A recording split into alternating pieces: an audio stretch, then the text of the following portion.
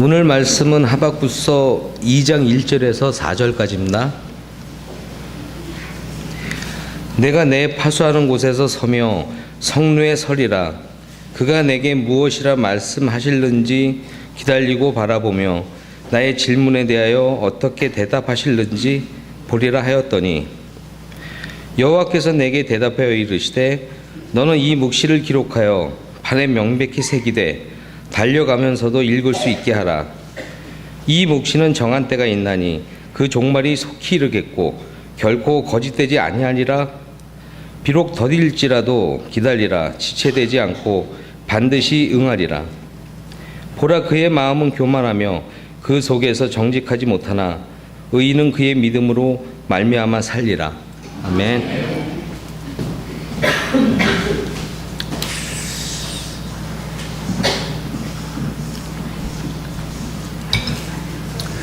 성경에 보면 이렇게 시간을 뜻하는 단어가 두 가지가 있습니다. 아마 들어보셨을 텐데 크로노스와 카이로스라는 단어입니다.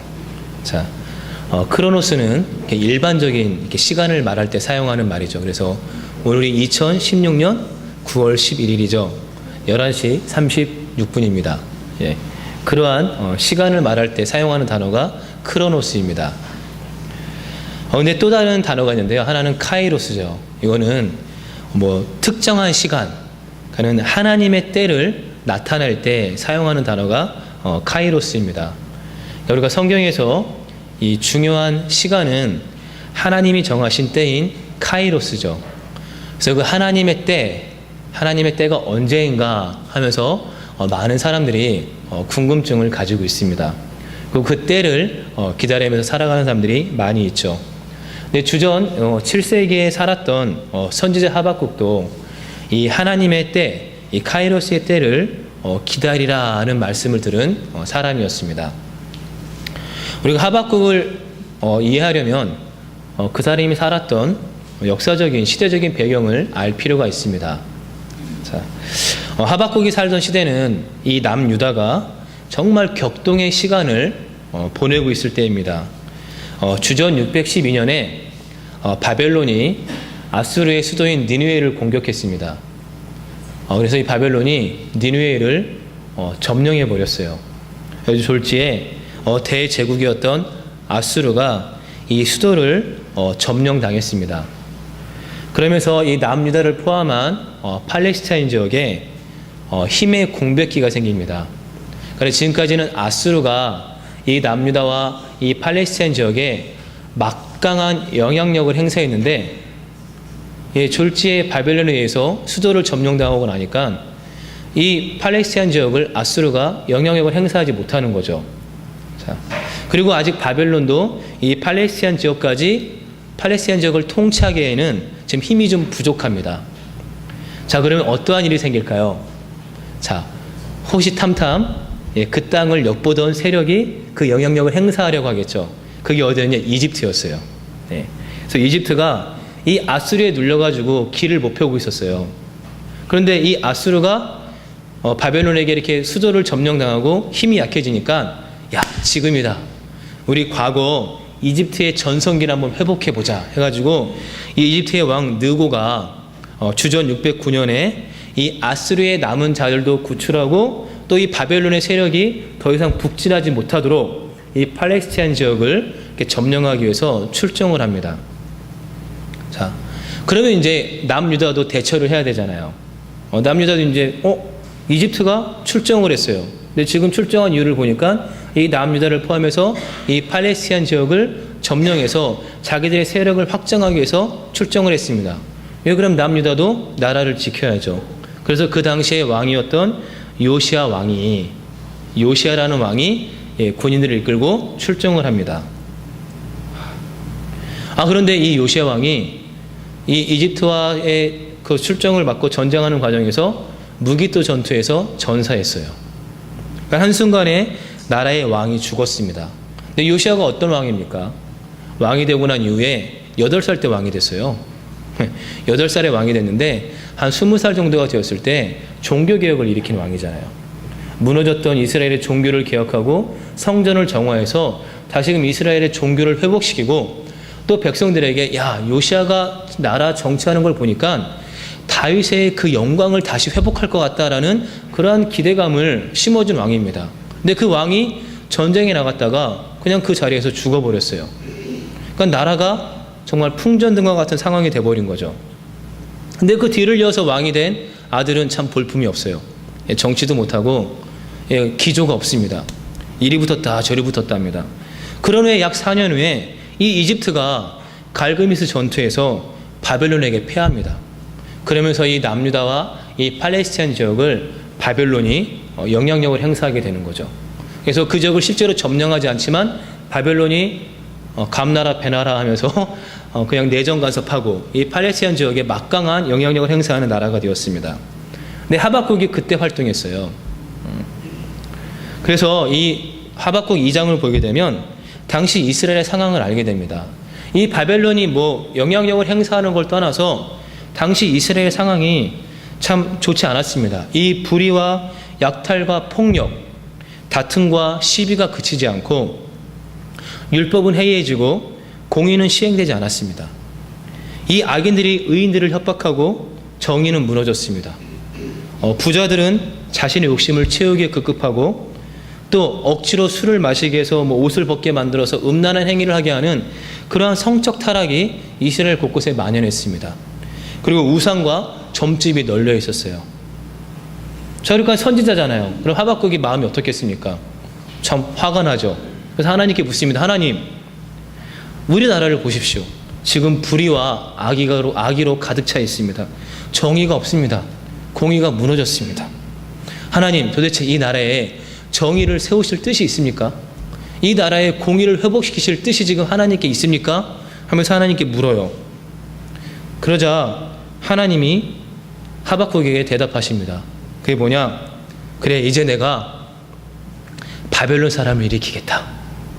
근데 그 바벨론 사람들은 사납고 성급한 민족이다. 그래서 남들이 사는 곳을 제거처럼 차지하는 민족이고 자기들이 하는 것이 정의라고 외치는 사람들이고 자기들의 권위만을 내세우는 자들이다. 그리고 그들이 부리는 말은 표범보다 날쌔고 굶주린 늑대보다 사납다. 그들의 기병은 먹이를 덮치는 독수리처럼 날쌔게 날아다니고 또 그들은 폭력을 앞세우고 와서 포로를 모래알처럼 많이 사로잡아 갈 것이다. 견고한 성도 무너뜨리고 흙언덕을 쌓아서 이 성들을 점령할 것이다 라고 말씀하시는 거예요. 자, 우리가 하박국입니다. 그래서 지금 하박국이에요. 그래서 이 나라의 현실을 보면서 하나님을 기도하는 겁니다. 하나님, 지금 이 나라의 현실을 보십시오. 음주운전을 하고 신분을 속인 사람이 경찰청장이 됩니다. 하나님, 검사장과 부장검사는 지속적으로 향응과 금품을 제공받고 있습니다. 자기돈 한 푼 들이지 않고 88평 아파트를 매입한 사람이 장관이 됩니다. 하나님, 이 나라를 보십시오. 정직과 공의가 무너지고 있습니다. 그런데도 하나님 왜 침묵하고 계십니까? 이 나라의 정의가 공의가 무너지고 부정과 불패를 일삼는 사람들이 장관이 되고 공직자가 되는데 하나님, 이 나라를 이대로 두실 겁니까? 하고 물어요. 그럴 때 하나님이 이렇게 대답하십니다. 그래, 조금만 기다려라. 북한이 핵 개발하면 내가 그 후로 이 나라 심판할게.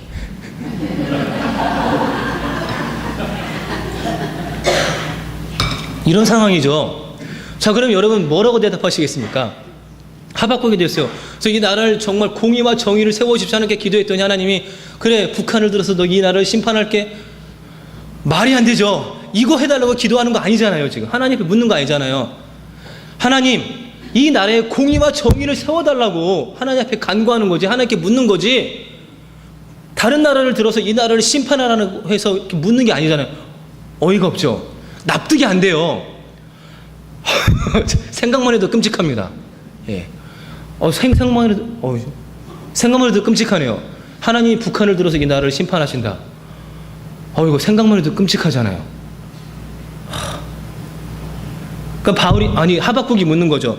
아니, 우리가 아무리 죄를 지었어도 어떻게 우리보다 더 악한 나라, 자기들의 힘을 신으로 섬기는 나라를 들어서 이 나라를 심판하신다는 겁니까? 이것이 하나님의 정의에 합당한 겁니까? 이것이 하나님이 말씀하시는 정의고 이것이 하나님이 말씀하시는 공입니까? 저는 이해를 못하겠습니다.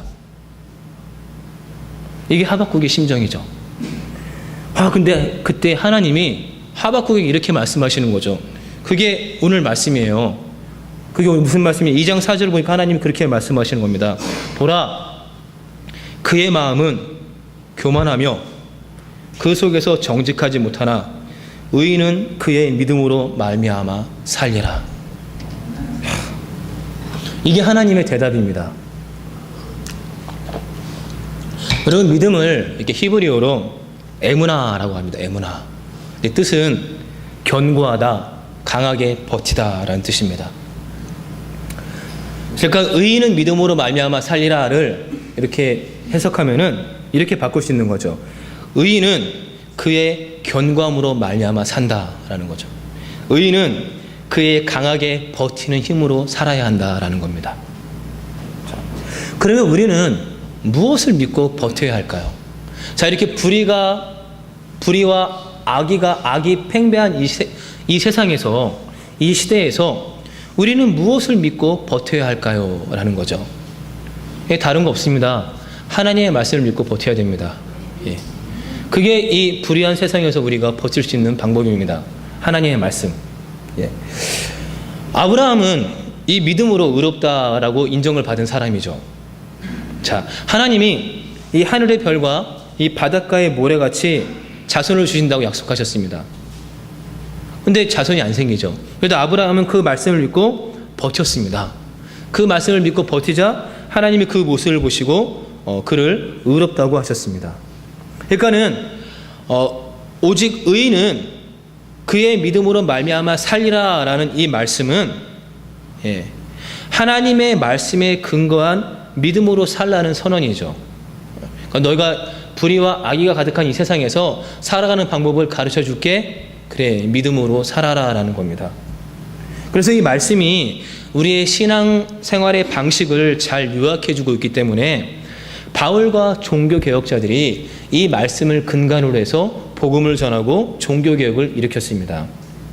그래서 바울은 로마서에서 이 말씀을 인용해서 왜 자신이 그토록 이방인에게 복음을 전하려고 하는지 그 이유를 설명합니다. 그래서 로마서 1장 19절 이하에 보게 되면, 자, 사람들이 하나님을 인정하기를 싫어하므로 온갖 불의와 악행과 탐욕과 악의로 가득 차 있으며 신의가 없고 무자비합니다 라고 말합니다. 그건 하박국 시대나 바울 시대나 같아요. 차이가 없습니다. 그러면서 이렇게 말하죠. 하나님께서 진노를 터뜨려 심판을 하실 그날을 앞에 두고 자기가 받을 진노를 스스로 쌓아 올리고 있습니다. 하나님께서 그가 한 대로 갚아주실 것입니다. 진리를 거스리고 불의를 따르는 사람에게는 진노와 분을 내리시고 선한 일을 하는 모든 사람에게는 영광과 존귀와 평강이 있을 것입니다 라고 말합니다. 자, 그러니까 하나님의 때가 되면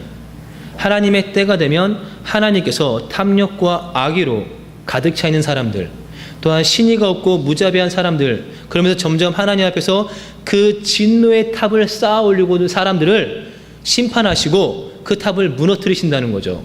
그리고 이 선한 일을 하는 사람들에게는 영광과 존귀와 평강이 있게 할 것이다 라고 말합니다. 근데 바울은 그때를 모르잖아요.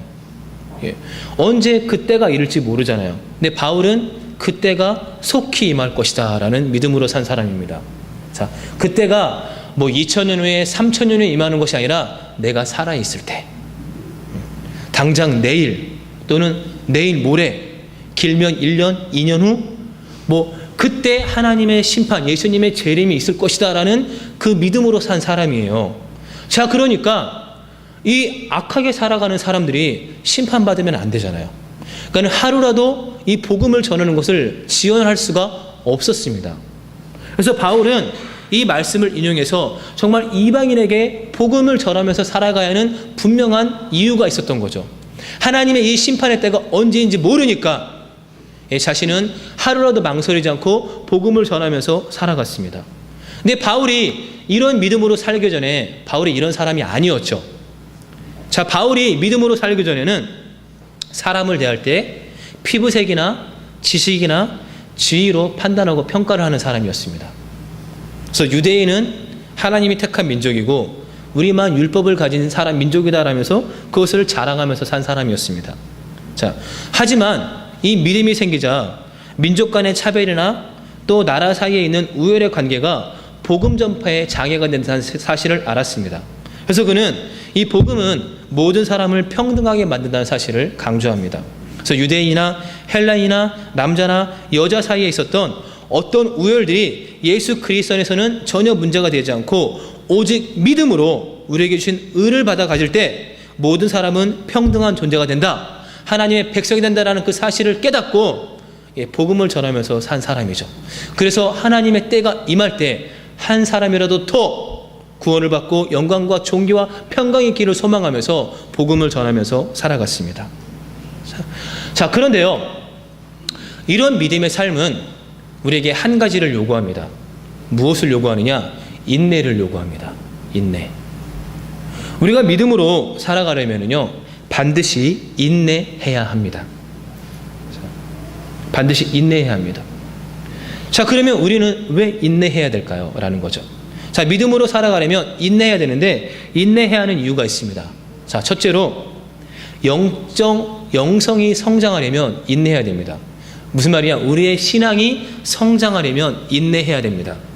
자, 우리는 서두르는 주특기가 있죠. 급하죠. 예. 그래서 신앙생활할 때도 나의 신앙이 빨리 자랐으면 좋겠습니다. 저도 아이들을 키우면서 이런 생각할 때가 있습니다. 아, 애들 좀 빨리 자랐으면 좋겠다. 예. 그래서 가끔 결혼 빨리 한 친구는 지금 아이가 고등학생인 아이도 있거든요. 걔들 보면 부러울 때가 있어요. 예. 야, 좋겠다. 너는 고등학생 애도 두고 있고 참 좋겠다. 그래서 저도 야, 경현이랑 나영이 경찬이 지금 경찬이 7살인데 언제 키우지? 좀 빨리 컸으면 좋겠다라는 생각을 할 때가 있는데, 그래서 제가 애들 빨리 키우려고 매일 그냥 밥을 그냥 많이 먹입니다. 야, 많이 먹어야지 쑥쑥 큰데 빨리 큰데 하고서 많이 먹이면 애들이 크는 게 아니라 탈이 나죠. 예, 안 큽니다. 탈나서 배탈 나고 예, 아파합니다. 우리의 신앙도 마찬가지예요. 신앙이 빨리 컸으면 좋겠어요. 빨리 성장했으면 좋겠습니다. 그래서 뭐 성령의 은사를 받으면 자기 신앙이 빨리 성장한 것처럼 착각할 때가 있습니다. 그래서 이를 받기 위해 애를 쓰는 사람들이 있죠. 그리고 방언의 은사로도 받으면 모든 것을 잃은 것처럼 생각하는 사람도 있습니다. 그런데요, 영적 성장은 쉽게 이루어지지 않습니다.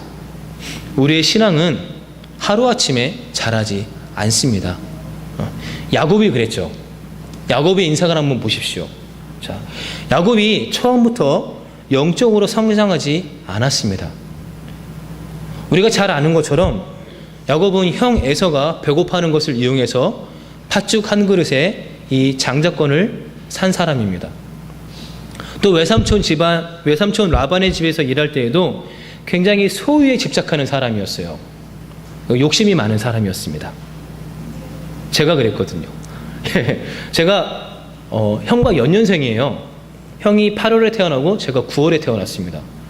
그 다음에 9월에 제가 태어났으니까 계산해 보면은 아이가 안 생기는 시기거든요. 어머니가 모유수유를 했어요.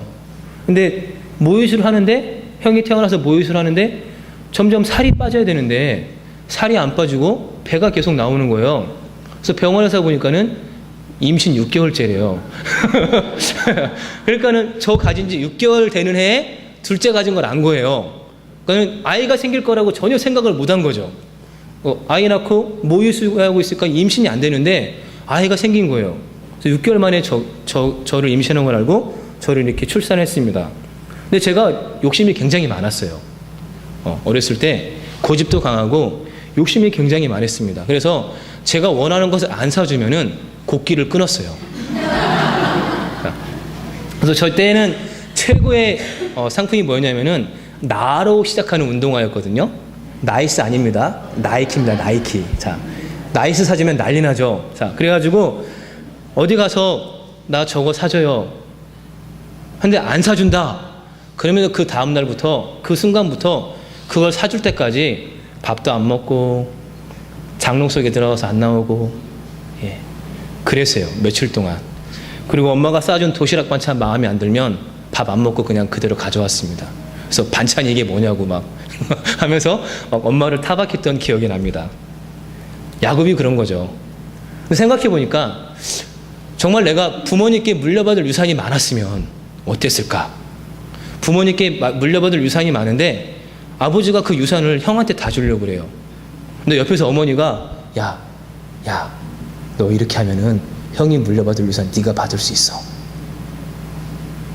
야, 그러면은 어떨까? 예, 그러면은 어머니 무슨 말씀하시는 겁니까?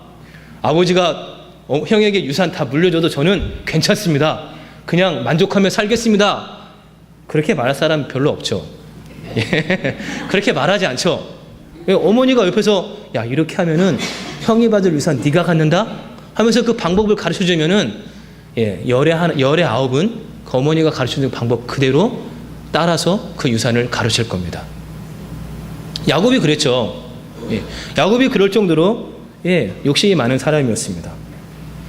자, 정말 성실하게 정직하게 일하는 사람이었는데 이 성실함을 넘어 악착 같았어요. 그리고 상대의 약점을 이용하는데 약삭발랐습니다. 그래서 야곱의 삶에는, 이 젊었을 때 야곱의 삶에는 안식과 평화가 없었습니다. 그냥 더 많이 가지고 더 많이 소유하는 곳에 그의 인생의 목적이 있었습니다. 그래서 젊었을 때 야곱은 자기 중심적이었고 계산적이었습니다. 근데 세월과 함께 야곱이 달라지는 것을 우리가 성경에서 보게 됩니다. 자, 점차 하나님의 뜻을 깊이 헤아릴 줄 알게 되고 또 노년에 이르러서는 하나님께 받은 것이 이집트의 바로 왕이 소유한 것보다 훨씬 위대하고 값지다는 것을 알았습니다. 그래서요, 바울이 왕의 권세 앞에서도 주눅들지 않고 오히려 바로를 축복하잖아요. 그래서 바로를 축복하고 또 영적인 분별력에 기초해서 자식들의 미래를 축복하면서 자신의 삶을 마무리하잖아요. 그리고 타국에서 죽어가면서도 이 약속의 땅에 묻히기를 그가 희망하는 모습을 우리가 보게 됩니다. 그러니까 야곱의 신앙은 세월과 함께 자랐습니다. 젊어서의 야곱과 늙어서의 야곱이 확연히 다를 만큼 그의 신앙이, 그의 영성이 멈추지 않고 자랐다는 것을 우리가 보게 됩니다. 자, 그럼 야곱이 어떻게 했기에 이 젊어서의 야곱의 모습과 노년의 야곱의 모습이 이렇게 완전히 다른 신앙의 모습을 보일 수 있었을까요? 자, 성경은 이렇게 말합니다. 창세기 48장 15절에 보게 되면 야곱이 자녀들에게 유언하면서 이렇게 말합니다. 자, 하나님이 자라게 하셨다. 내가 태어난 날부터 오늘에 이르기까지 나를 기르신 분은 하나님이시다. 이게 야곱의 대답입니다. 근데 너무 대답이 식상하죠. 뻔한 대답이죠. 우리 가끔 친구 만날 때 친구가 이렇게 살이 쏙 빠졌어요. 그럼 묻잖아요. 어머, 너 어떻게 이렇게 살이 쏙 빠졌니? 그러면 친구가 이렇게 대답하면 식이요법하고 운동하니까 살이 쏙 빠졌어. 식상한 대답이죠. 예, 정말 식상한 대답이에요. 뻔한 대답입니다. 그런데요, 살 빼는 방법은 음식 조절하고 운동하면 살이 빠집니다. 예, 살 빼는 거 다른 방법 없어요. 예, 음식 먹는 양 줄이고 높은 칼로리 먹었던 거 칼로리 섭취량 줄이고 운동하면은 살이 빠집니다. 힘들죠. 그래서 중간에 포기하는 분들이 많은데 살 빼는 방법이에요. 그런데 이 야곱의 대답이 어떻게 보면은 굉장히 진부해 보입니다. 하나님이 자라게 하셨습니다. 하나님이 나의 신앙을 자라게 하셨고 내가 태어나부터 오늘에 이르기까지 하나님의 나의 삶을 인도하시면서 나를 이렇게 영적인 거장으로 만드셨다 라는 이 대답이 진부하고 상투적으로 들릴지 모르지만 그의 인생 전체가 담겨있는 아주 진실한 고백입니다. 여러분, 야곱은 이 신앙이 성장하는 과정에서 실패하기도 넘어지기도 했지만 하나님께서 그를 믿음의 사람으로 세우셨습니다. 하지만 그것이 전부는 아니에요. 자, 야곱이 믿음의 사람으로 성장할 수 있었던 이유, 그가 신앙의 사람으로 자랄 수 있었던 데에는 하나님의 은혜 외에도 무엇이 있었느냐? 험악한 세월을 살았다는 것이 그의 신앙이 성장할 수 있었던 배경입니다. 만약에 야곱이 이 부모님 품에서 부족한 것 없이 평탄한 삶을 살았다면 그의 신앙이 노년이 되어서도 그렇게 성장하지 않았을 겁니다. 여러분, 뾰족한 돌을 동글동글한 돌로 만드는 방법이 있습니다. 그 방법이 뭐죠? 뭐 해야 되죠? 뭐 망치로 두드리든지 해야 됩니다. 근데 가장 자연스러운 방법은 그 뾰족한 돌을 물가에 던져놓으면 됩니다. 자, 그러면 물가에 던져놓으면 그 돌이 바람을 맞고 또 세찬 물살에 이리저리 뒹굴고 부딪히면서 모난 부분이 깎이면서 동글동글해지죠. 예. 여러분, 뾰족한 돌을 집안에 아무리 잘 보관해둬야 1000년이 지나도 결코 그것이 동글동글해지지 않습니다. 여러분, 사람도 그렇습니다. 갈등과 시련의 바람을 맞고 실패와 이 아픔의 소용돌이에 뒹굴어야 깎이고 자라지, 이 진공 속에서는 결코 자라지 않습니다. 야곱도 예외가 아닙니다. 야곱이 험악한 세월을 살았기 때문에 젊어서의 모습이 깎이면서 자란 것이지, 험악한 세월을 살지 않았다면 아마 영적 거인으로 성장하지 못했을 겁니다. 자, 하나님은 지금도 신비한 방식으로 때로는 험악한 삶을 동원하시면서 우리의 신앙을 자라게 하십니다. 야곱을 키우셨던 그 놀라운 솜씨로 우리를 키우고 계십니다. 그러니까 때문에 혹여 지금 여러분 가운데 신앙 때문에, 믿음 때문에 힘든 시간을 보내고 있는 분들이 있다면 낙심하지 마십시오. 그 세월을 통해, 그 시간을 통해 나의 신앙이 자라고 있다는 것을 생각하면서 인내하시기 바랍니다.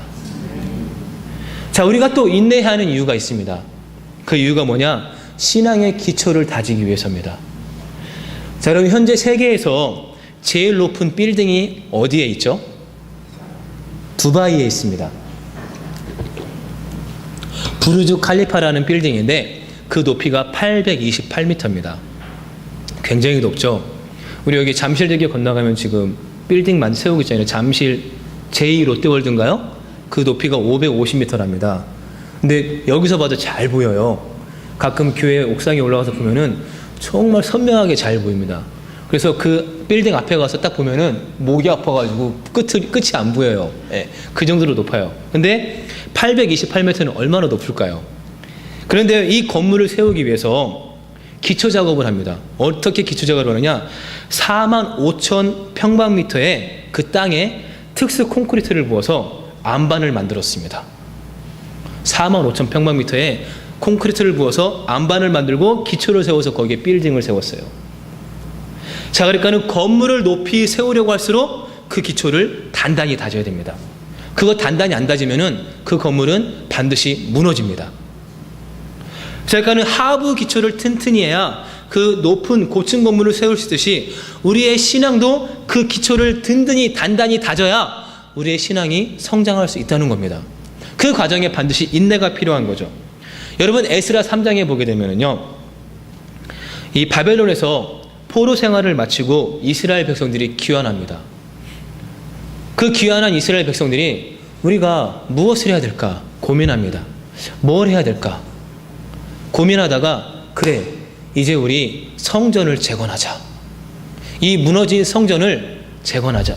과거 솔로몬의 성전처럼 정말 웅장하고 아름답게 그 기둥을 금으로 도배하고 그렇게 성전을 지을 수는 없지만, 지금 우리가 지을 수 있는 이 형편에서 최선을 다해서 우리 무너진 성전을 재건하자 가지고 결단을 합니다. 그래서 이스라엘 민족이 이제 성전을 재건하려고 합니다.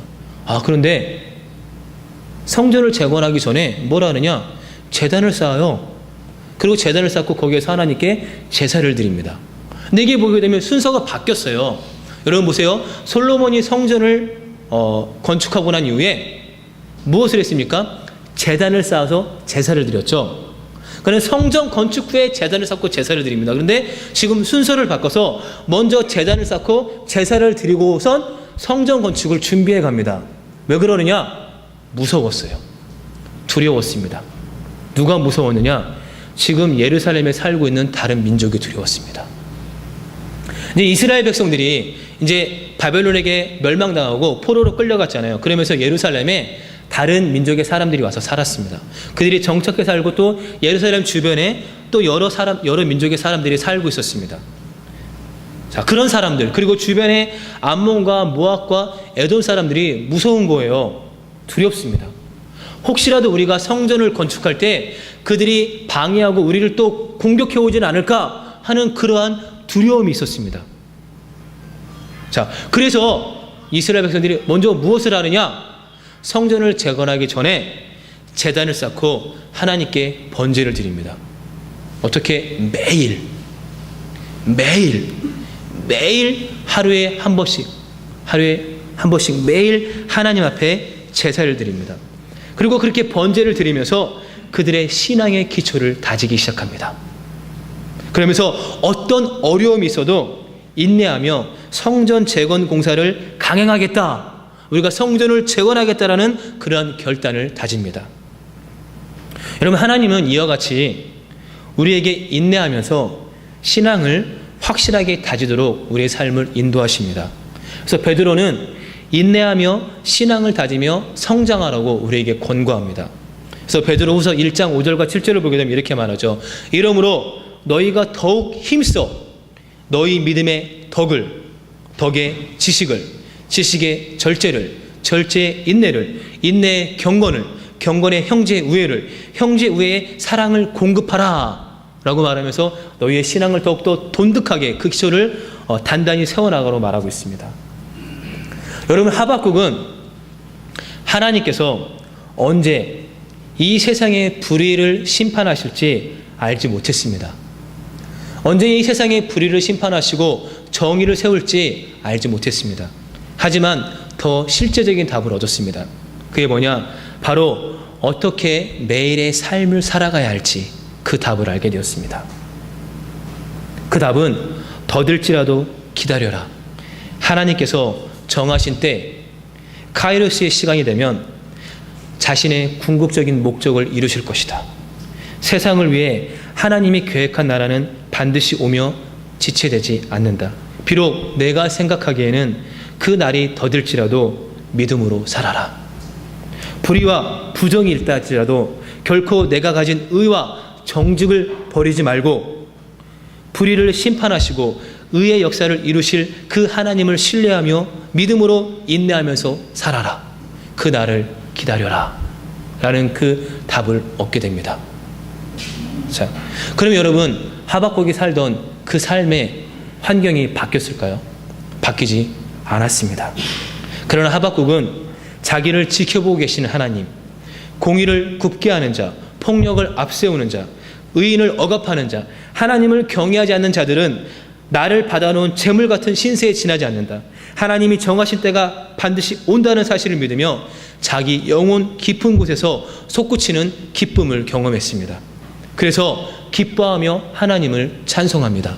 그 찬송이 뭐냐? 이거죠. 비록 무화과 나무가 무성하지 않으며 포도나무에 열매가 없으며 감람나무에 소출이 없으며 밭에 먹을 것이 없으며 우리의 양이 없으며 외양간에 소가 없을지라도 나는 여호와로 말미암아 즐거워하며 나의 구원의 하나님으로 말미암아 기뻐하겠다. 희망을 품고 하나님의 구원을 믿는 사람은 그때를 생각하면서 감사하고 기뻐할 수 있습니다. 우리 한번 이 마음으로 함께 찬양하도록 하겠습니다.